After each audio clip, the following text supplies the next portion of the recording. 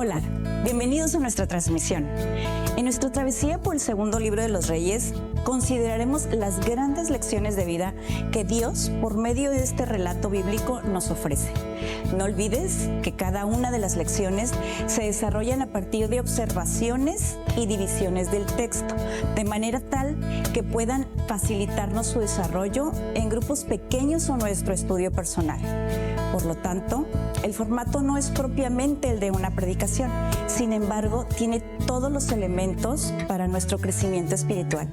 Espero que lo disfrutes. Hola, bienvenidos a nuestra lección número 24 de Semillas en Casa con el título La caída de Israel. Nuestro pasaje de hoy es el capítulo 17 del segundo libro de Reyes, desde el versículo 1 hasta el versículo 23.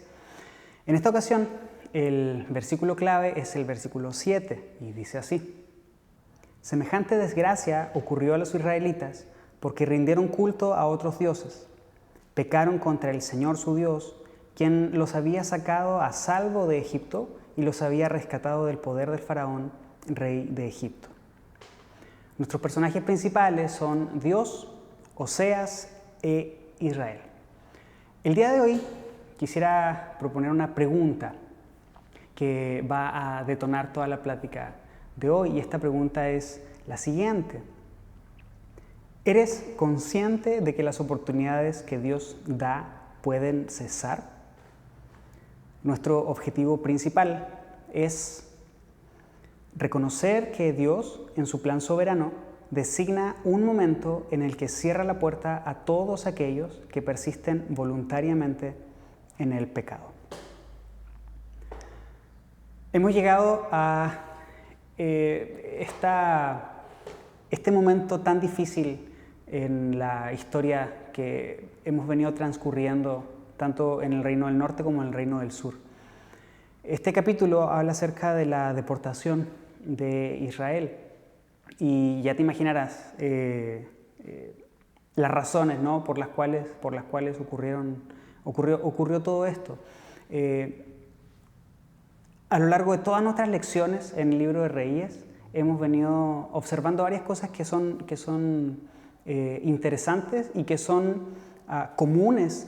fueron comunes a todos los reyes de Israel, y es que todos hicieron lo malo a los ojos del Señor. Pero al mismo tiempo, tanto en el Reino del Norte como en el Reino del Sur, en Israel y en Judá, hemos también podido observar y aprender que Dios es un Dios misericordioso y que da un sinnúmero de oportunidades para el arrepentimiento. Quisiera compartir contigo algunos pasajes para asentar esta realidad y traerla nuevamente al corazón y a nuestra memoria. El primero que te quiero compartir es Isaías capítulo 55, verso 7, dice así: que los malvados cambien sus caminos y alejen de sí hasta el más mínimo pensamiento de hacer el mal, que se vuelvan al Señor para que les tenga misericordia. Sí, vuélvanse a nuestro Dios, porque Él perdonará con generosidad. En el Nuevo Testamento, en 2 de Pedro, capítulo 3, verso 9, leemos lo siguiente: En realidad, no es que el Señor sea lento para cumplir su promesa, como algunos piensan. Al contrario, es paciente por amor a ustedes. No quiere que nadie sea destruido, quiere que todos se arrepientan. Entonces, si bien es cierto, hemos visto a lo largo de todas nuestras lecciones que Dios es un Dios misericordioso y es un Dios de oportunidades, al mismo tiempo hemos visto también en cada una de las lecciones que Dios es un Dios justo, que Dios es un Dios santo, y en la lección de hoy vamos también a considerar que su paciencia tiene un límite, que Él ha determinado en su plan perfecto un momento en donde se puede escuchar un hasta aquí. Quisiera compartir contigo algunos pasajes también respecto de esto, respecto al Señor tomando esta postura, hasta aquí. Ya no voy a continuar soportándote, no voy a continuar soportándolos, a personas particulares o a pueblos particulares o a naciones particulares. Definitivamente va a llegar el momento en que Dios también va a dejar de soportarnos como humanidad. Pero bueno, ese es un tema del que vamos a hablar también en un momento. El primero que te quiero compartir es, y para que lo tengas ahí entre tus notas, es Génesis capítulo 6, versos 5 y 7. Ahí en la tranquilidad de tu casa, cuando tengas tiempo, puedes abrir y leer ese pasaje. Pero sí quisiera compartir contigo Jeremías capítulo 44, verso 22. Y este pasaje dice lo siguiente: el Señor no podía soportar más todas las cosas repugnantes que hacían. Por eso convirtió la tierra de ustedes en objeto de maldición, una ruina desolada sin habitantes, como sucede hasta el día de hoy. También en 2 de Crónicas, capítulo 36, versos 15 y 16, leemos lo siguiente: repetidas veces el Señor, Dios de sus antepasados, envió a sus profetas para advertirles, porque tenía compasión de su pueblo y de su templo. Sin embargo, el pueblo se mofaba de estos mensajeros de Dios y despreciaba sus palabras. Se burlaron con desprecio de los profetas hasta que el enojo del Señor no pudo ser contenido y ya no se podía hacer nada. Nuevamente, Dios es un Dios misericordioso y de oportunidades, pero al mismo tiempo hemos aprendido que Dios es un Dios justo, santo y que también tiene un límite en el cual se va, como te comentaba hace un rato, se va a escuchar un hasta aquí. Y el hasta aquí de parte del Señor, llegar al punto del hasta aquí de parte del Señor es algo muy fuerte, es algo muy importante, no es cualquier cosa. En el consejo de la palabra del Señor, este día del hasta aquí se define como el día del Señor, y el día del Señor se define como un día terrible. Entonces hay un momento en el que el Señor va a decir hasta aquí en cuanto a la humanidad, pero también hay momentos particulares a través de la historia en que el Señor dice hasta aquí a personas particulares, a pueblos en particular, a naciones en particular. Entonces Dios, aunque es un Dios amoroso, misericordioso, también es un Dios justo. Es un Dios que no pasa por alto el pecado del hombre, pero en medio de todo esto está también la bondad del Señor. Recordemos que los juicios del Señor provienen también de su corazón de amor y de bondad. Por lo tanto, todo lo que el Señor hace y las decisiones que toma con nosotros, en definitivas cuentas, son parte de su voluntad, y su voluntad siempre es buena, siempre es agradable y siempre es perfecta. En medio de nuestro pecado, Dios manifiesta su amor en múltiples oportunidades para el arrepentimiento. Eso también lo hemos venido observando a lo largo de nuestro estudio de Reyes. Lo hemos visto en cada uno de los reyes de Israel, particularmente los reyes de Israel. Lo menciono de esta forma en los reyes de Israel porque el pasaje que vamos a estudiar hoy se enfoca en eso, pero debemos considerar, por supuesto, que las oportunidades que el Señor da no son específicas para Israel, sino que se extendieron a Judá también y se extienden a toda la humanidad. Entonces, a la par de considerar esto de que las oportunidades que Dios da son múltiples para el arrepentimiento, y que estas son dadas a través de su palabra o a través de acontecimientos que tienen, por supuesto, como objetivo el hacernos regresar al Señor y abrir paso de esta manera a la restauración. Si bien es cierto, hoy a través de la lección que tenemos que estudiar, que está frente a nosotros, a través de la caída de Samaria, vamos a también considerar que esta extensión de oportunidades del Señor para los hombres, para que estos puedan regresar a Él en arrepentimiento y cambiar su camino, eventualmente tiene un final, tiene un hasta aquí, tiene un cese. Que este estudio, por lo tanto, nos ayude a ser más conscientes de las oportunidades que Dios nos da y al mismo tiempo el final que nos espera si decidimos de manera voluntaria el permanecer en nuestro pecado.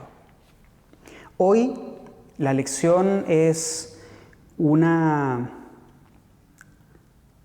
lección de desgracia, es una lección de horror, es una lección de castigo y de juicio. Tenemos frente a nosotros la caída de Samaria, la caída de Israel. Creo que una de las formas en las que pudiéramos abordar la enseñanza de hoy es enfocarnos en qué es lo que hicieron los israelitas y continuar hablando acerca de la persistencia de los israelitas en alejarse del Señor y adorar a ídolos, a dioses paganos, caer en la práctica de la idolatría, que es lo que hemos venido observando en el desarrollo de todo este libro. Sin embargo, quisiera invitarte a que la lección de hoy la observemos 100% aplicándolo a nosotros desde un principio. ¿En qué sentido?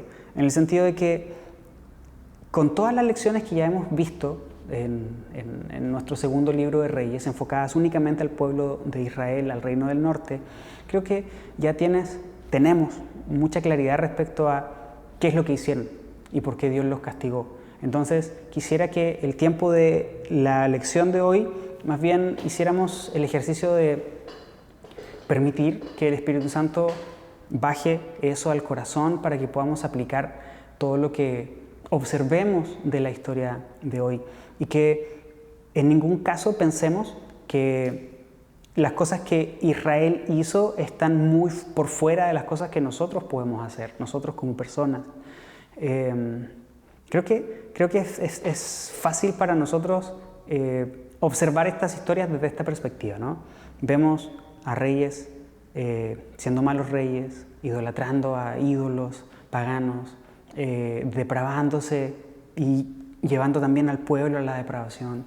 Entonces, creo que verlo desde afuera es decir, bueno, pues nosotros no hacemos eso, yo no hago eso. O vemos a personas conspirando contra el rey de turno, asesinándolo y tomando su lugar. Nosotros también decimos, bueno, pues yo no he matado a nadie, ¿no? Yo no he hecho eso. O no sé, cada uno puede pensar y observar la historia desde distintas perspectivas, ¿no?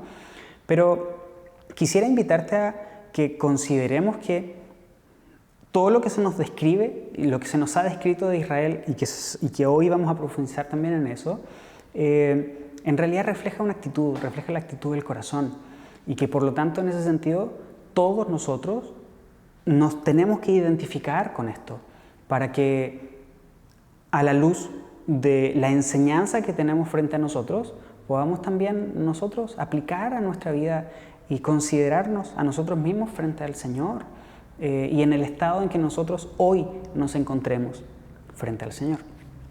Entonces, la lección de hoy quisiera dividirla en varias secciones.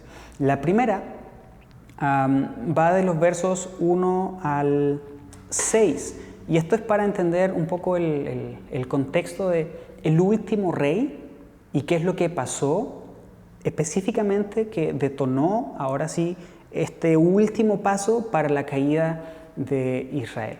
Entonces vamos a leer los versos 1 al 6 del capítulo 17 y luego vamos con algunas observaciones y por supuesto, como te decía al principio, vamos a intentar aplicar también desde un inicio. Entonces vamos a nuestra lectura.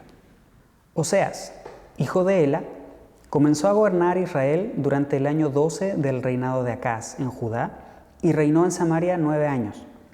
Él hizo lo malo a los ojos del Señor, aunque no tanto como los reyes de Israel que gobernaron antes que él. Salmanasar, rey de Asiria, atacó al rey Oseas. Por eso Oseas se vio obligado a pagar un elevado tributo a Asiria. Sin embargo, Oseas dejó de pagar el tributo anual y conspiró contra el rey de Asiria al pedirle a So, rey de Egipto, que lo ayudara a liberarse del poder del rey de Asiria. Cuando el rey de Asiria descubrió la traición, tomó a Oseas por la fuerza y lo metió en la cárcel. Entonces, el rey de Asiria invadió todo el territorio y sitió la ciudad de Samaria durante 3 años. Finalmente, en el año 9 del reinado de Oseas, Samaria cayó y los israelitas fueron desterrados a Asiria, donde los establecieron en colonias en la región de Jalal, en Gozán, junto a la ribera del río Jabor, y en las ciudades de los medos. Después de un poco más de 200 años del reinado del norte, desde que ocurrió la ruptura del reino y a Jeroboam tomando el liderazgo, tomando el reinado de este reino del norte luego de la ruptura, hasta Oseas, que es el último rey que tenemos acá en nuestro estudio, y en la historia que se prolongó del reino del norte, han pasado aproximadamente 200 años, 210 años. Este fue el último rey, y su reinado inició con sangre, así como había iniciado los reinados anteriores. Él conspiró contra el rey anterior, contra Peca, y lo asesinó, entonces tomó su lugar.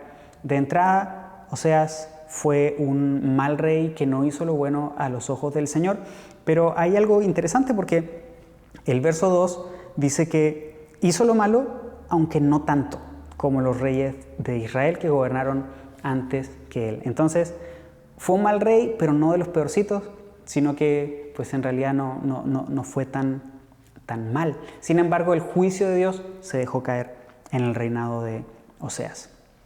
Se nos menciona también a Salmanasar, rey de Asiria. Según la historia, este Salmanasar es Salmanasar V, que es el nuevo rey asirio, luego de Tiglat-Pilneser, que era el que habíamos visto en capítulos anteriores.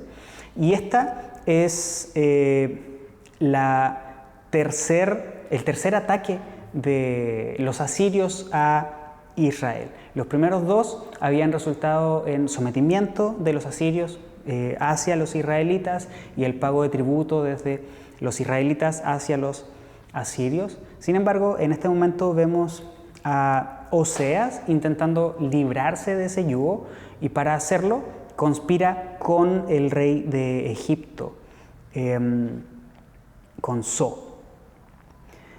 Según la historia también, aunque Salmanasar V fue quien atacó a Israel, Salmanasar V, el rey de Asiria, durante el sitio de los asirios, en realidad este rey murió y su sucesor, que fue Sargón II, fue quien llevó cautivo a los israelitas a Asiria. En este capítulo podemos observar el cumplimiento de la promesa del Señor desde muchas perspectivas. Como te digo, creo que volver a considerar lo que ya hemos visto en cada una de las lecciones es volver a mencionar un poco de lo mismo. Con esto no estoy diciendo que no sea importante, es fundamental, y esa es la razón que vamos a ver un poco más adelante del por qué ocurrió el castigo del Señor. Sin embargo, en este momento quisiera invitarte a recordar lo que Dios le había prometido a Jeroboam cuando éste era aún rey. Y eso lo tenemos en Primera de Reyes, capítulo 14, verso 15, y dice así: Luego el Señor sacudirá a Israel como la corriente agita los juncos. Él desarraigará a los israelitas de esta buena tierra que les dio a sus antepasados y los esparcirá más allá del río Éufrates, porque ellos han enfurecido al Señor con los postes que levantaron para rendir culto a la diosa Asera. Entonces vemos a Dios prometiendo algo a Jeroboam, y en este momento vamos a ver el cumplimiento también de esta promesa. Por otro lado, como te decía también hace un momento, el rey Oseas buscó a So, rey de Egipto, para librarse del yugo asirio, y fue esta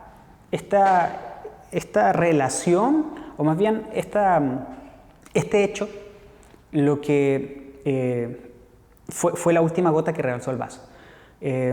Cuando el rey asirio se enteró, fue entonces que procedió al ataque.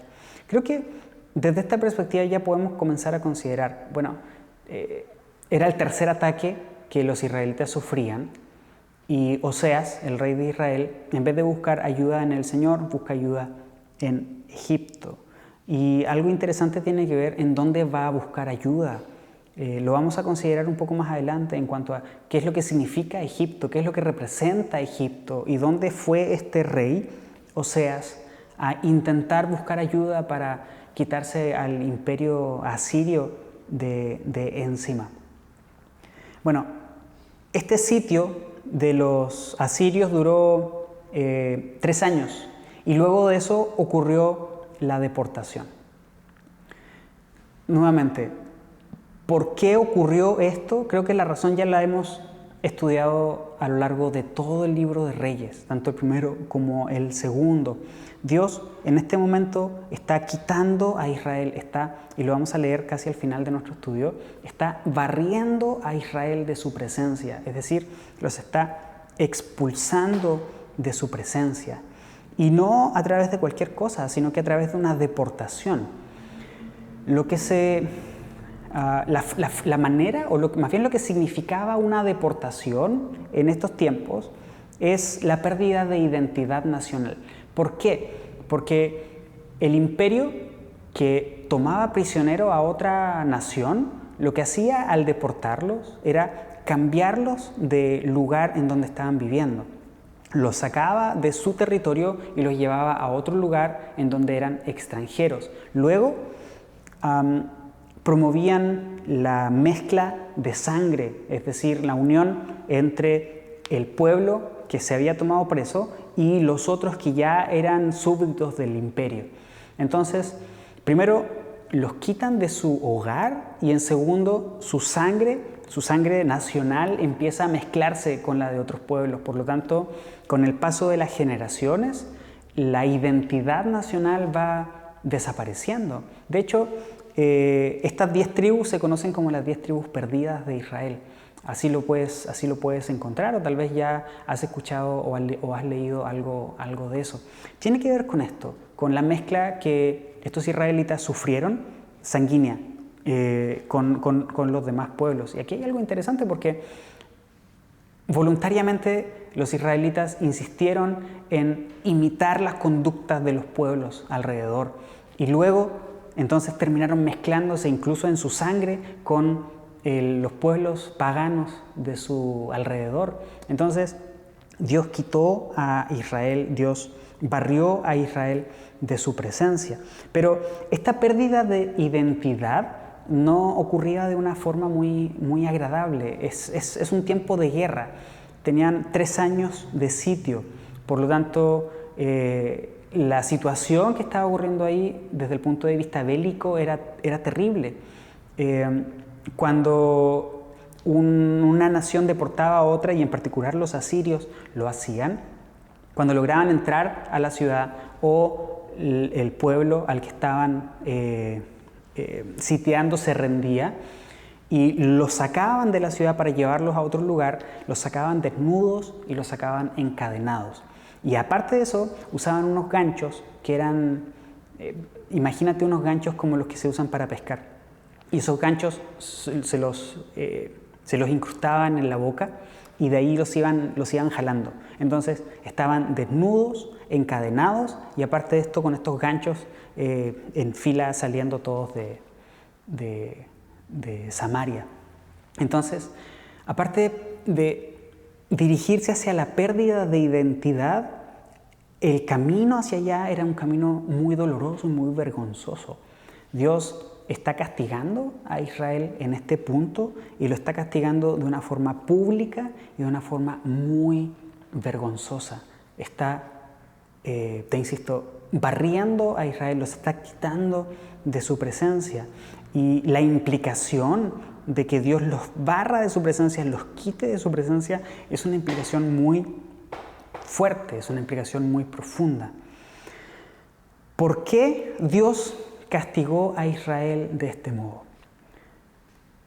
Esta pregunta la vamos a considerar en el pasaje que está desde el verso 7 hasta el verso 17 de nuestro capítulo 17. Vamos a leer completo esta sección y luego de eso lo vamos a subdividir en tres puntos para considerar qué es lo que hicieron los israelitas y por supuesto considerar también cómo nosotros nos identificamos con estos pasos que los israelitas siguieron que llegaron al punto de la deportación y el juicio de Dios sobre ellos. Vamos a leer estos versos. Semejante desgracia ocurrió a los israelitas porque rindieron culto a otros dioses. Pecaron contra el Señor su Dios, quien los había sacado a salvo de Egipto y los había rescatado del poder del faraón, rey de Egipto. Habían seguido las prácticas de las naciones paganas que el Señor había expulsado de la tierra de su paso, así como las prácticas que los reyes de Israel habían introducido. Los israelitas también habían hecho muchas cosas en secreto que no eran agradables al Señor su Dios. Se construían santuarios paganos en todas las ciudades, desde el puesto de avanzada más pequeño hasta la ciudad amurallada más grande. Levantaron columnas sagradas y postes dedicados a la diosa Acera en la cima de cada colina alta y debajo de todo árbol frondoso.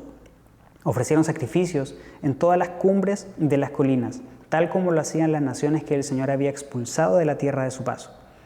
Así que el pueblo de Israel había hecho muchas cosas perversas, con lo que provocó el enojo del Señor. Efectivamente, rindieron culto a ídolos, a pesar de las advertencias específicas que el Señor les hizo repetidamente. Una y otra vez el Señor envió a sus profetas y videntes para dar a Israel y a Judá la siguiente advertencia: apártense de sus malos caminos, obedezcan mis mandatos y decretos, es decir, toda la ley que les ordené a sus antepasados que obedecieran y que les di a ustedes a través de mis siervos, los profetas. Sin embargo, los israelitas no quisieron escuchar. Fueron tan tercos como sus antepasados, quienes se negaron a creer en el Señor su Dios.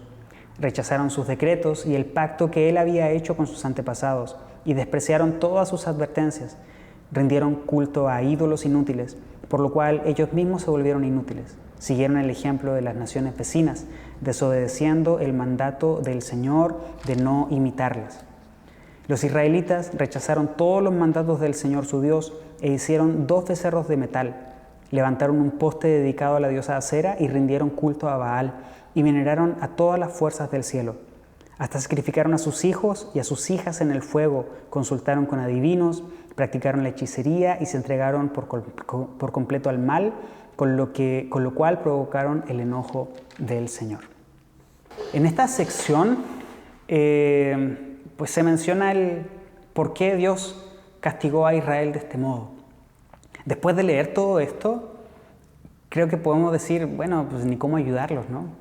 Creo que las razones son evidentes, saltan a la vista del por qué. Hay 3 elementos que quisiera compartir contigo, que son por lo menos los que puedo observar en este pasaje. Y el primero de estos 3 elementos está en el verso 7. Semejante desgracia ocurrió a los israelitas porque rindieron culto a otros dioses. Pecaron contra el Señor su Dios, quien los había sacado a salvo de Egipto y los había rescatado del poder del faraón, rey de Egipto. La relación que se hace en este punto de rindieron culto a otros dioses y no al Señor, quien los había sacado a salvo de Egipto. Creo que este elemento que se menciona aquí tiene que ver con el olvido que los israelitas tuvieron de Dios. Es decir, los israelitas se olvidaron de Dios. Creo que este es el primer punto y creo que por eso se menciona esto acá. Los israelitas se olvidaron del Señor y por lo tanto no fueron agradecidos. Se olvidaron del Señor y no fueron agradecidos. Cuando el Señor sacó a Israel de Egipto, de la esclavitud, utilizando a Moisés, luego de sacarlos de Egipto, y justo cuando ya están en el desierto y justo antes de entregar los 10 mandamientos, el Señor dice lo siguiente en Éxodo capítulo 20, versículo 2. Yo soy el Señor tu Dios, quien te rescató de la tierra de Egipto, donde eras esclavo. Egipto es igual a esclavitud. Egipto es igual a esclavitud. Dios rescató a Israel de la esclavitud, así como Dios nos rescató a nosotros de la esclavitud del pecado.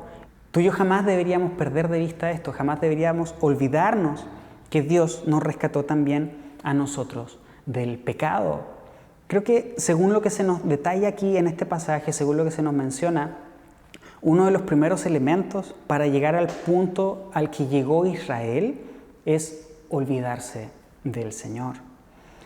El Salmo 103, versos 1 en adelante, lo pone de una forma hermosa y dice así: que todo lo que soy alabe al Señor, con todo el corazón alabaré su santo nombre. Que todo lo que soy alabe al Señor, que nunca olvide todas las cosas buenas que hace por mí. Él perdona todos mis pecados y sana todas mis enfermedades, me redime de la muerte y me corona de amor y tiernas misericordias, colma mi vida de cosas buenas, mi juventud se renueva como la del águila. Observas las palabras tan poéticas, pero al mismo tiempo profundas. No olvides las cosas buenas que el Señor hace por ti. Te perdona, te sana, te redime, tiene misericordia, te colma de cosas buenas y te da fuerzas. No olvides todo lo que el Señor ha hecho por ti. En Efesios capítulo 2, versos 11 al 13, el apóstol Pablo nos dice lo siguiente: no olviden que ustedes, los gentiles, antes estaban excluidos. Eran llamados paganos, incircuncisos por los judíos, quienes estaban orgullosos de la circuncisión, aun cuando esa práctica solo afectaba su cuerpo, no su corazón. En esos tiempos, ustedes vivían apartados de Cristo. No se les permitía ser ciudadanos de Israel y no conocían las promesas del pacto que Dios había hecho con ellos. Ustedes vivían en este mundo sin Dios y sin esperanza, pero ahora han sido unidos a Cristo Jesús. Antes estaban muy lejos de Dios, pero ahora fueron acercados por medio de la sangre de Cristo. Este pasaje de Efesios comienza diciendo no olviden, y luego en el verso 12 y 13 es que ahora son ciudadanos, que ahora han sido unidos a Cristo, que no se les olvide que antes estaban muy lejos, pero que ahora han sido acercados por medio de la sangre de Cristo. No olvidemos todo lo que Dios ha hecho por nosotros. Esto es fundamental y es lo más importante. Si dejamos esto de lado, una mente olvidadiza, un corazón que olvida lo que Dios ha hecho por nosotros, comienza el camino, podemos comenzar a transitar el camino para llegar a un punto como el que llegó Israel. Ellos se olvidaron del Señor, quien los había liberado de la esclavitud de Egipto, y por lo tanto siguieron los deseos de su propio corazón. En nuestro caso, no olvidemos que Dios nos liberó de la esclavitud del pecado y que eso nos anime a tener un corazón agradecido y un corazón entregado a Él. Entonces, en primer lugar, se olvidaron del Señor. En segundo lugar, otra de las cosas que podemos observar en estos versos que leímos es que se llenaron de ídolos. Se llenaron de ídolos. El verso 9 dice: los israelitas también habían hecho muchas cosas en secreto que no eran agradables al Señor su Dios. Se construyeron santuarios paganos en todas las ciudades, desde el puesto de avanzada más pequeño hasta la ciudad amurallada más grande. Observa cómo el escritor lo menciona. Habían hecho muchas cosas en secreto y lo podemos considerar como una progresión. Todo lo que termina siendo enorme y muy visible eventualmente comienza en secreto. Todo pecado que llega a un punto extremo, que significa juicio de parte de Dios, comienza como un pensamiento, comienza como algo oculto en el corazón. Y lo que en un principio a veces queremos que nadie sepa, termina siendo confrontado de manera pública. Entonces, eso por una parte. Por otra parte, considera el énfasis que pone el escritor en la palabra todos. Construyeron santuarios paganos en todas las ciudades. hasta la ciudad amurallada más grande. Levantaron columnas sagradas y postes dedicados a la diosa Acera en la cima de cada colina alta y debajo de todo árbol frondoso. Ofrecieron sacrificios en todas las cumbres de las colinas, tal como lo hacían las naciones que el Señor había expulsado de la tierra en su paso. Entonces, no era una expresión por aquí, otro altar por allá, en cada parte de la ciudad, en cada parte de la nación. Por lo tanto, lo que comenzó como algo en secreto terminó siendo una depravación que alcanzó a toda la nación. En el verso 16, respecto a este punto, seguimos en el punto de que los israelitas se llenaron de ídolos. En el verso 16 leemos que los israelitas rechazaron todos los mandatos del Señor su Dios e hicieron 2 becerros de metal. Levantaron un poste dedicado a la diosa Acera, rindieron culto a Baal y veneraron a todas las fuerzas del cielo. Hasta sacrificaron a sus hijos y a sus hijas en el fuego, consultaron a adivinos, practicaron la hechicería y se entregaron por completo al mal, con lo cual provocaron el enojo del Señor. Puedes observar esta progresión en la idolatría de Israel.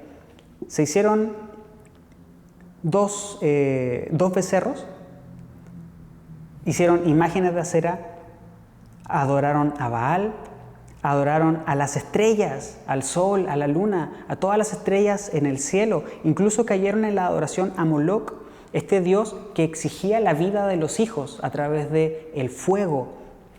Como si eso fuera poco, consultaron también a divinos, se entregaron a hacer lo malo, es decir, cada vez más y más y más y más. No fue suficiente una expresión de idolatría, sino que a esa primera expresión se sumó otra, y luego se sumó otra, y luego se sumó otra, y otra, y otra, y otra, hasta que esto fue creciendo y creciendo y creciendo.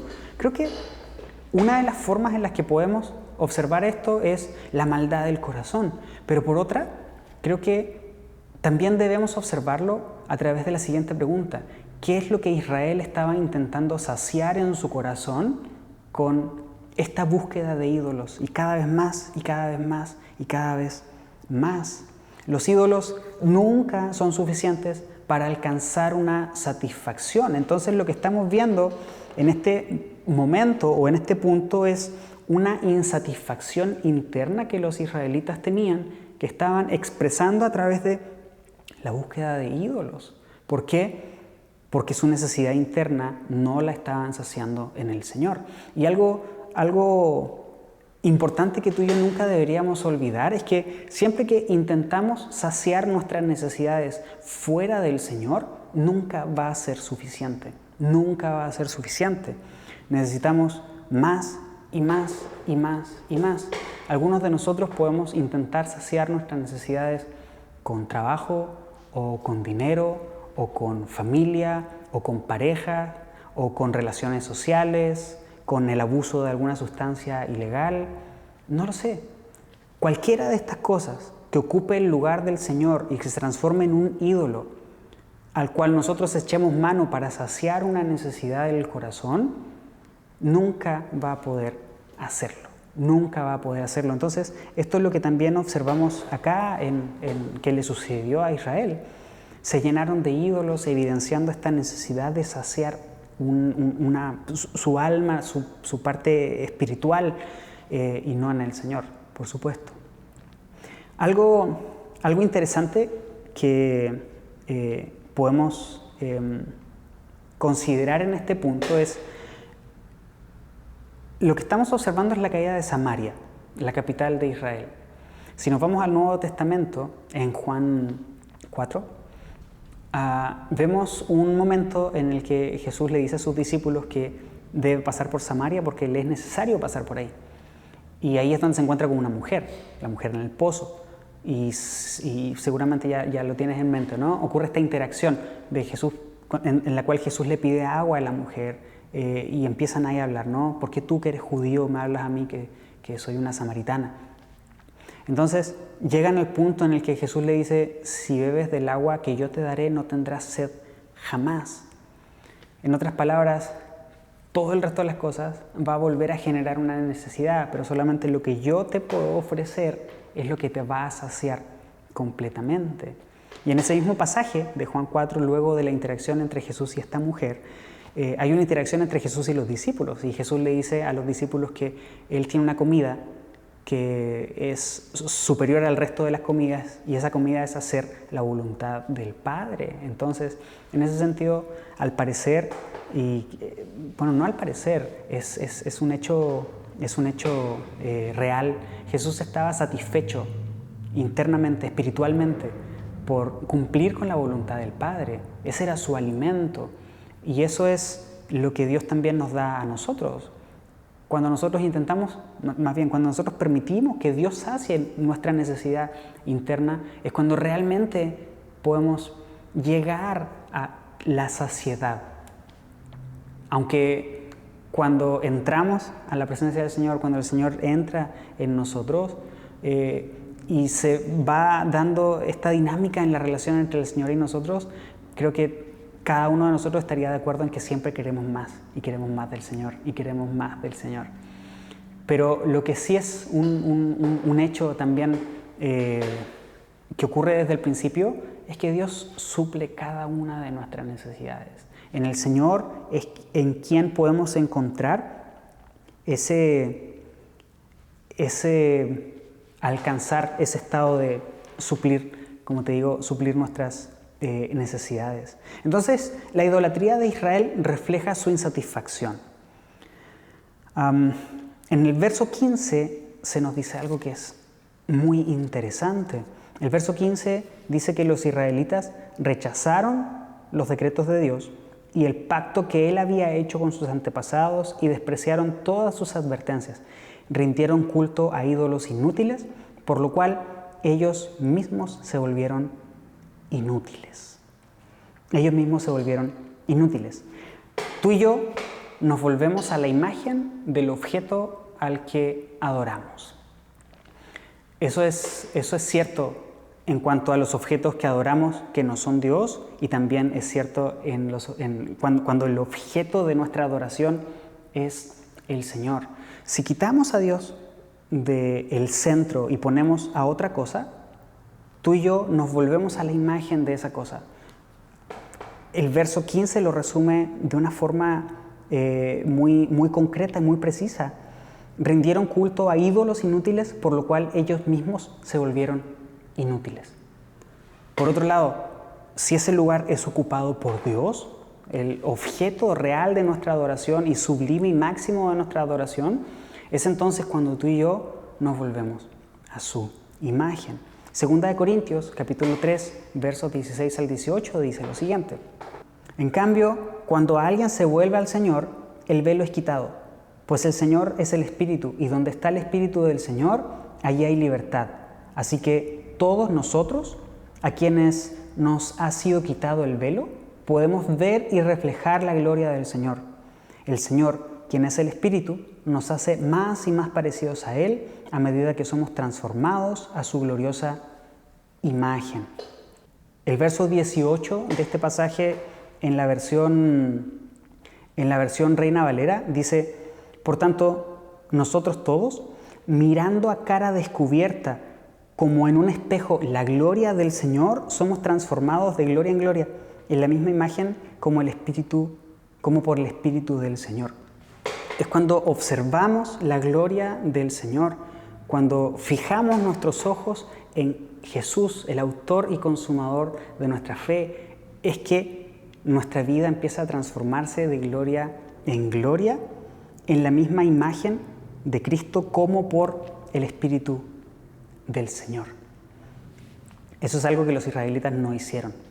Se llenaron de ídolos buscando satisfacción en ellos. Que no ocurra eso en nosotros. Otro elemento, el tercero, que puedo observar en estos versos es que cerraron sus oídos a las advertencias. El versículo 13 dice: una y otra vez el Señor envió a sus profetas y videntes para dar a Israel y a Judá la siguiente advertencia: Apártense de sus malos caminos, obedezcan mis mandatos y decretos, es decir, toda la ley que los ordené a sus antepasados que obedecieran y que les di a ustedes a través de mis siervos, los profetas.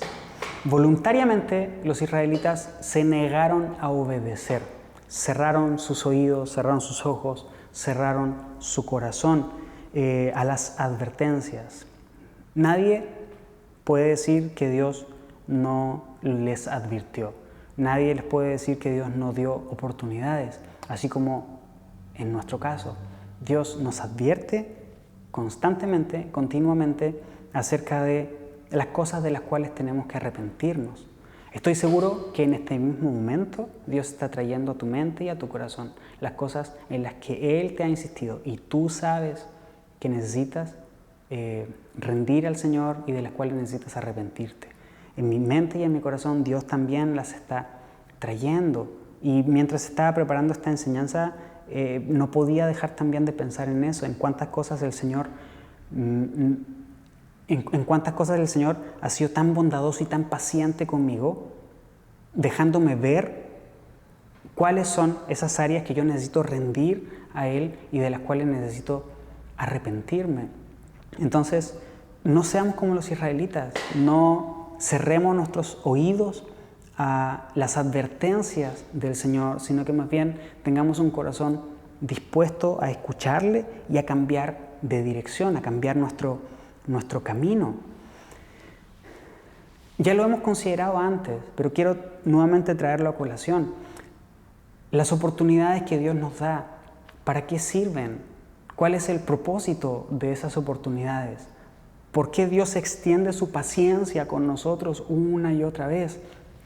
No es que Dios se haga de la vista gorda con nuestro pecado.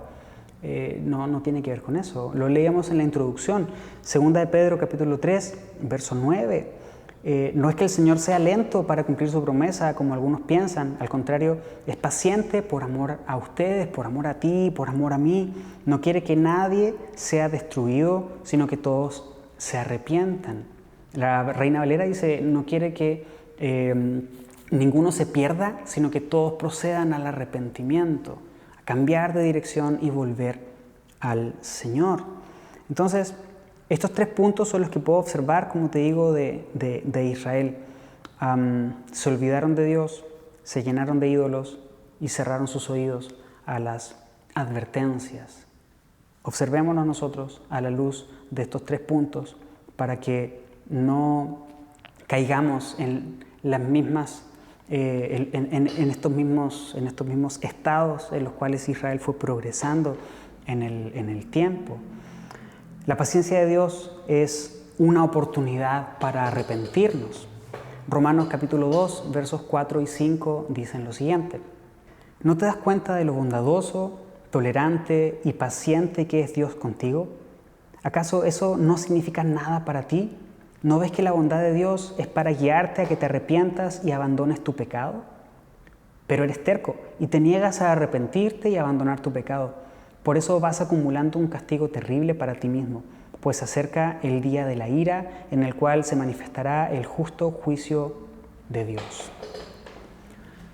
¿Qué podemos hacer si ya estamos ahí? Si ya estamos en ese punto. Creo que tú y yo entendemos qué es lo que tenemos que hacer. Arrepentirnos y buscar al Señor y considerar cada una de las oportunidades que Dios nos da como eso, espacios en los que podemos rendirnos al Señor y regresar a Él. ¿Cuáles fueron las consecuencias del pecado sistemático de Israel? Versos 18 al 23 del capítulo 17. Como el Señor estaba muy enojado con los israelitas, los barrió de su presencia. Solo la tribu de Judá quedó en la tierra. Pero aún los de Judá se negaron a obedecer los mandatos del Señor su Dios, ya que siguieron las prácticas perversas que Israel había introducido. El Señor rechazó a todos los descendientes de Israel, los castigó entregándolos a sus agresores hasta expulsar a Israel de su presencia. Pues cuando el Señor arrancó a Israel del reino de David, los israelitas escogieron a Jeroboam, hijo de Nabat, como su rey. Pero Jeroboam alejó a Israel del Señor y lo hizo cometer un gran pecado. Los israelitas persistieron en seguir todos los caminos perversos de Jeroboam. no se apartaron de esos pecados, hasta que finalmente el Señor los barrió de su presencia, tal como les habían advertido todos los profetas. En consecuencia, los israelitas fueron desterrados y deportados a Asiria, donde se encuentran hasta el día de hoy. Jeroboam, este primer rey del reino del norte, primer rey de Israel, fue quien apartó a Israel del Señor. Y hoy estamos considerando el momento del fin de este reino. Es una tragedia. Lo que estamos considerando en este momento es una tragedia. Y es interesante que el nombre de este rey, de Oseas, signifique salvación. Aquí no vemos salvación. Aquí no vemos salvación por la dureza del corazón de los israelitas. Entonces, olvidarse de Dios, llenarse de ídolos, cerrar los oídos a las advertencias, produce dureza en el corazón. Y eso es lo que presentaron los israelitas. De hecho, si avanzas en el capítulo 17, casi al final del capítulo 17, vas a leer otra vez lo mismo. Persistieron en el pecado, persistieron en el pecado, persistieron en el pecado. Entonces, no acordarnos del Señor, no ser agradecidos con Él, llenarnos de ídolos para satisfacer nuestras propias necesidades y hacer caso omiso de las advertencias que Dios nos da, lo único que produce en nosotros es dureza de corazón. El problema es cuando eso nos hace no considerar la importancia del juicio de Dios.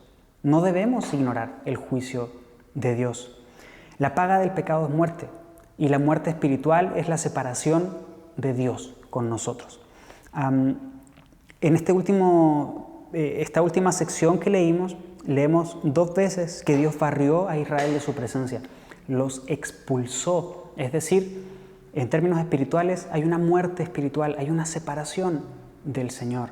Cuando tú y yo insistimos en nuestro pecado sistemáticamente, no obedecemos, hacemos caso omiso de las advertencias que el Señor nos da, la consecuencia de eso va a ser una separación con el Señor y una muerte espiritual. Ahora, tú y yo ya estábamos condenados. Juan 3:16 dice que de tal manera amó Dios al mundo que envió a su Hijo unigénito para que todo aquel que en Él cree no se pierda, sino que tenga vida eterna. Y el verso siguiente dice, porque Dios no vino a condenar al mundo, sino que vino a rescatar lo que ya se había perdido. Dios no vino a condenarnos, Dios vino a salvarnos. Y tú y yo, que hemos creído en Él, hemos sido salvos. Sin embargo, como te digo, Dios no se hace de la vista gorda frente al pecado y Él, en su santidad, debe castigarlo. Ahora, tú y yo no recibimos lo que merecemos por nuestro pecado debido a que el Señor Jesús tomó nuestro lugar en la cruz del Calvario. Por lo tanto, fue Él quien llevó nuestro pecado en su cuerpo, en sus llagas, en su muerte. Fue saciada la ira del Señor que nos correspondía a nosotros. Sin embargo, también tenemos esta realidad, la realidad de buscar al Señor de todo corazón o seguir a los ídolos que tenemos en el corazón. La decisión es nuestra, la decisión es nuestra. No seamos como Israel, no presentemos dureza en el corazón, tengamos un corazón abierto y dispuesto para rendirnos al Señor. Entonces, el juicio que nosotros deberíamos sufrir fue recibido por Jesús. Jesús es quien nos libra de la muerte espiritual y quien nos trae de regreso al Señor. Él es el camino, Él es la verdad y Él es la vida y nadie puede ir al Padre si no es por Él. Entonces, nosotros que antes estábamos separados, ahora hemos sido acercados nuevamente al Señor gracias a nuestro Señor Jesucristo. Si estamos en un punto en el que nos hemos ido alejando del Señor, hemos cerrado nuestros oídos a Él, hemos ido tras ídolos, no nos hemos acordado de todo lo bueno que el Señor ha sido con nosotros y hemos dejado de ser agradecidos, tomemos este ejemplo para volvernos al Señor. No dejemos pasar más tiempo, arrepintámonos hoy. Y si aún no hemos llegado a ese punto, entonces estemos alerta, para no caer. Recordemos que el que esté firme, cuide de no caer. Que Dios te bendiga y nos vemos la próxima semana. Gracias por habernos acompañado. Que Dios te dé sabiduría y revelación de su palabra, así como la disposición para ponerla en práctica. Esperemos que disfrutes de esta lección al retroalimentarla con tus compañeros del grupo en casa al que pertenezcas. Nos vemos en la próxima lección. Hasta entonces.